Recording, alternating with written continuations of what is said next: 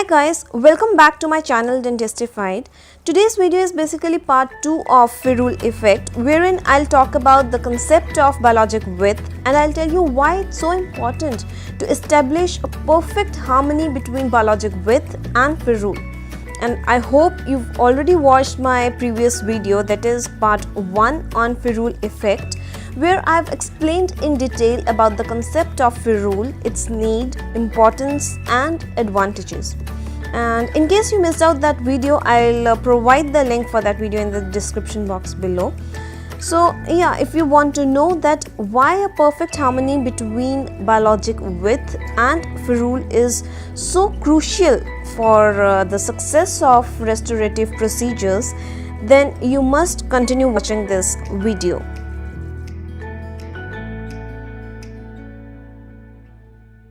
So before starting with the concept of biologic width, I would like to give you a brief overview about the concept of ferrule. As I've already explained in my last video, that a ferrule is basically a 360 degrees encircling band of cast metal around the corneal surface of the tooth, as you can see in this picture, that 1.5 to 2 millimeters of the tooth structure that extends corneally to the margin of preparation is encircled by the band of intaglio surface of crown, which is called ferrule.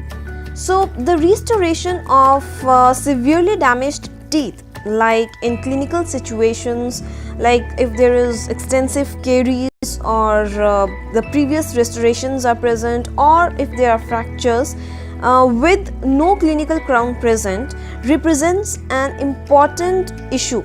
Do you know why such a clinical situation is an important issue?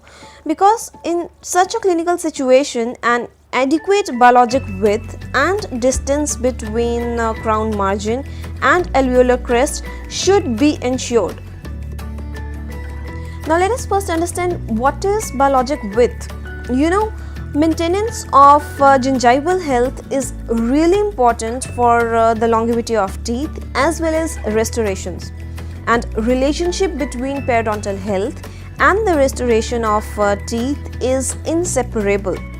The biologic width is essential for the preservation of periodontal health, and the health of periodontium is itself dependent on the properly designed restoration.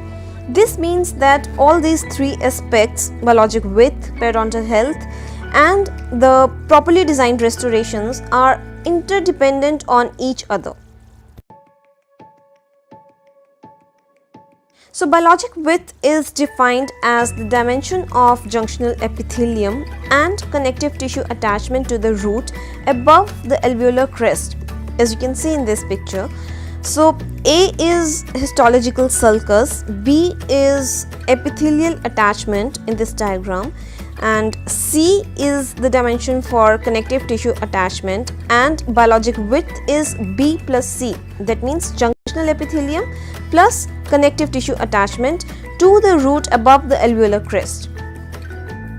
Although there do exist individual variations in the soft tissue attachment around teeth, but there is a general agreement that a minimum of 3 millimeters distance should exist between the restorative margin and the alveolar bone crest. This allows for 2 millimeters of biologic width space, that means attachment, epithelium and connective tissue, and 1 millimeter of space for sulcus depth.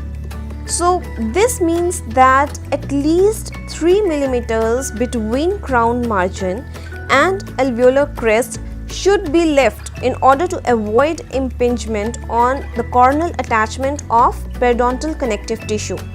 So therefore, if 1.5 millimeters of ferrule is to be achieved, at least 4.5 millimeters. How 4.5? 3 plus 1.5, that means 4.5 millimeters of supraalveolar tooth structure is required. But in a clinical situation in which enough tooth structure does not exist, the clinician may consider two options. First is surgical crown lengthening, or the other option is orthodontic extrusion. Now, it is also important to understand that the violation of biologic width leads to ultimate failure of the restoration, and there are various signs of biologic width violation, like first is chronic progressive gingival inflammation around the restoration.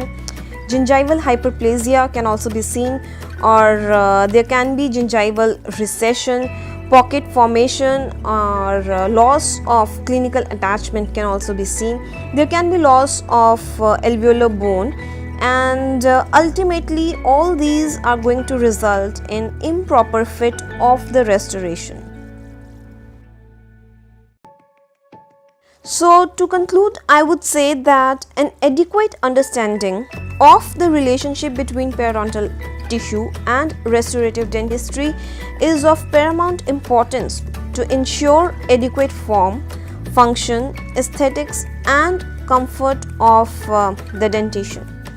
So yeah, that's it for today. I hope this video will definitely help you take a prudent decision while incorporating ferrule in the preparation design for endodontically treated teeth, depending on the patient's individualized requirements and without encroaching the biologic width, of course. A lot more informative videos are on way, so stay tuned for that, and thanks for watching for today's video. I'll see you soon in my next one. If you like this video, do hit that like button and share this video with your friends and spread the knowledge. Make sure that you are subscribed to this channel Dentistified if you haven't already, and if you don't want to miss out any of my videos in future, do press that bell icon which is next to the subscribe button so that you will get notified each time I upload a new video. Till then, take care. I'll see you soon in my next video.